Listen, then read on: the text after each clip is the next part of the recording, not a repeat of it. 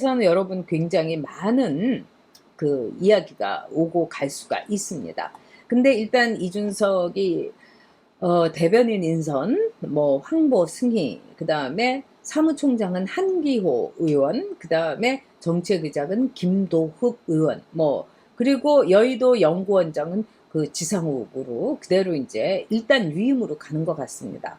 근데 참 이걸 보니까 제가 좀 걱정이 되기 시작했어요. 그래서 여러분들도 보셨습니다만 그렇게 이제 사무총장 해달라고 했던 사람이 이제 권영세인데 이 권영세 의원이 윤석열이가 사무총장을 해달라고 한 거에 대해서 굉장히 불쾌하게 생각을 이야기를 주변에 많이 했다고 합니다.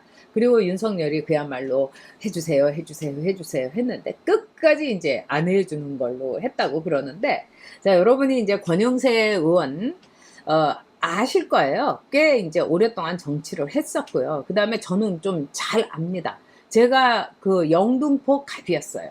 영등포 갑은 최고로 어려운 지역구죠. 근데 영등포 을이었어요. 권영세 의원이. 근데 영등포 을은 어떠냐? 어떤 점에서 보면은 여의도가 있기 때문에 다른 지역에서 다 지다가도 막판에 여의도에서 뒷심을 발휘해갖고 영등포 그 을에서 3선을 했었죠. 근데 굉장히 그 나중에 힘겨워갖고 영등포을에서 공천을 2번이나 받았는데 떨어졌어요. 여의도까지 등을 돌렸기 때문이에요.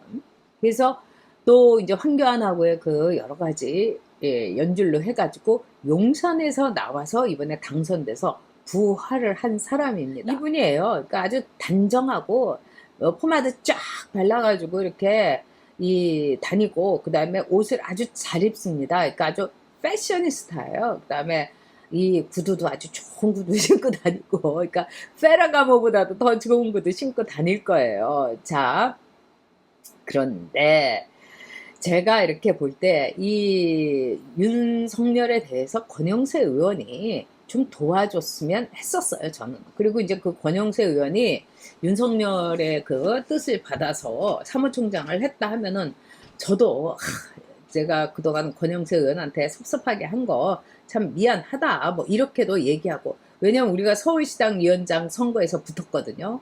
그런데 이제 제가 떨어졌어요. 그리고 권영세 의원이 됐습니다. 근데 그거는 그럴 수밖에 없어요. 저는 뭐 친이도 친박도 아니고 또 친박들이 너무 미워하는 사람들이었는데 권영세 의원은 그 당시에 박근혜 의원이 아주 그냥 열심히 도왔습니다. 그래서 그 서울시당 위원장 선거하는데 박근혜 당시 의원이 서울에 있는 의원들 다 만나가지고 권영세 도와주라고 얘기하고 그러니 뭐 제가 지는 거는 당연한 거 아니겠습니까? 그런 점에서 이번에 권영세가 이준석을 도와주지 않은 이유는 이준석에 대해서 제 오래 못 가 이게 있을 거고요. 두 번째는 이준석이 지금 그냥 36살 혈기로 뭐 대전 갔다가 대전 찍고 광주 찍고 오늘은 전주 찍고 막 이런 걸 보고 딱 제가 저렇게 막 치고 나가면은 뒤처리 내가 해야지 내가 왜 뒤처리를 해? 이런 생각을 할 겁니다. 그 다음에 윤석열하고의 아주 미묘한 관계를 또 생각을 할 거예요.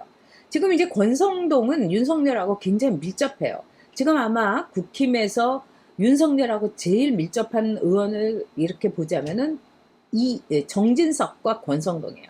그러니까 권성동에 대해서는 아마 이준석은 너무 가까운 사람은 하고 싶지 않았을 거고 또 권성동은 완벽한 친인 거죠. 그리고 권성동은 사무총장을 시키면은 탄핵 발의를 했던 의원이고 국힘당에 그 다음에 탄핵 재판의 대표였고 이런 점에 있어서 권성동을 한다는 게 굉장히 부담이 됐을 겁니다. 그래서 처음부터 끝까지 그냥 권영세한테 상고초를 하면서 부탁을 한 거예요. 근데 권영세는 안 하는 거죠.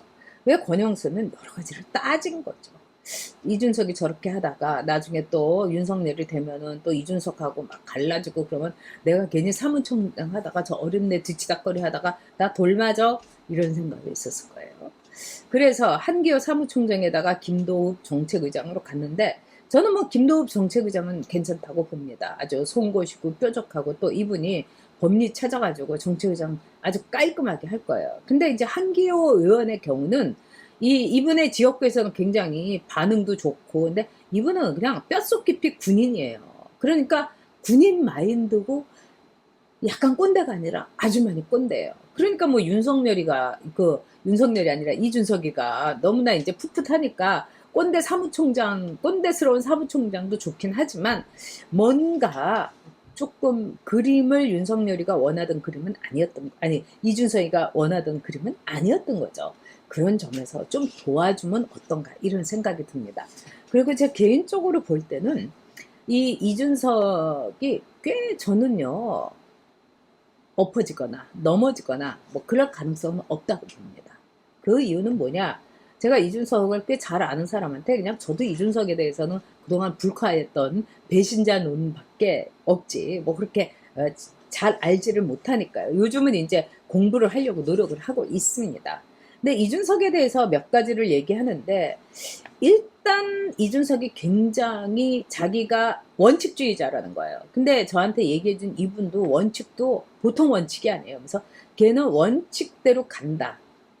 그렇기 때문에 자기는 걔를 믿는다고 그러더라고요. 그 다음에 두 번째는 콘텐츠가 꽤 있다. 그 다음에 10년 동안 여의도에서 있으면서 좌절과 분노와 그 다음에 어떻게 보면 자기의 한계도 걔는 알았을 거다. 그런데 지금 그걸 얘기를 하지 않을 뿐이다. 그리고 뭐 저는 그렇게 생각하지 않는데 뭐 속이 깊은 애다. 뭐 이렇게 얘기를 하더라고요. 근데 이 몇 가지는 우리가 생각할 필요가 있는 것 같아요. 지금 이제 이준석이 지하철 타고 다니고 뭐 따릉이 타고 다니는 것 같고 민주당에서 뭐 얘기를 하고 대깨들이 뭐 페라가모를 실었네 그런데 그 구두가 68,000원짜리 마샬인가 이런 거였고 근데 제가 이렇게 볼 때는 한 가지 우리가 생각해야 될 게 있어요. 그동안 뭐 지하철을 탔다는 둥, 뭐 내지는 이런 거 어쩌다 한 번인 거예요. 그러니까 이제까지 여러분 보세요. 대선 후보들이라든가 뭐 이런 사람들이 지하철 타고 버스 타고 이게 어쩌다 한 번인 거예요. 그리고 지하철에서 내려가지고 얼른 저기 자기 관용차가 아니라 까만색 세단 타고 딱 국회로 가고 그랬죠.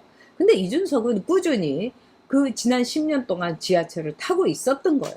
저는 이게 상당히 의미심장하다고 생각합니다.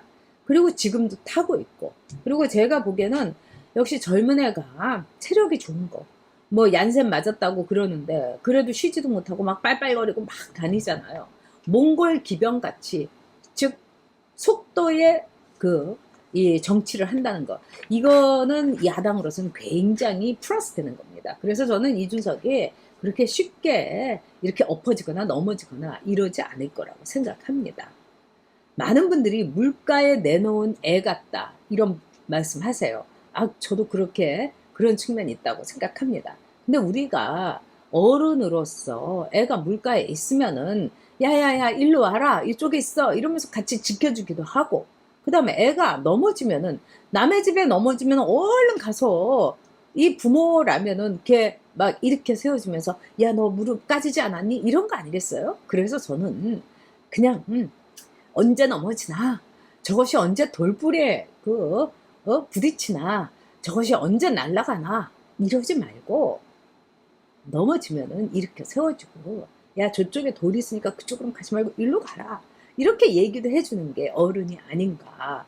또 나름대로 이 36살 젊은 애가 지금 최선을 다하고 있다 이런 생각은 여러분 듭니다. 그래서 국힘 이준석 좀 도와주지. 권영세도 진짜 쪼잔하게 그러지 말고 이준석 좀 도와주지. 지금이라도 좀 도와주지. 이런 생각이 듭니다. 어른들은 아이가 넘어지지 않게 코치도 하고 또 넘어지면은 얘야 어디 안 다쳤니? 이러면서 이렇게 세워주는 게 어른 아니겠습니까?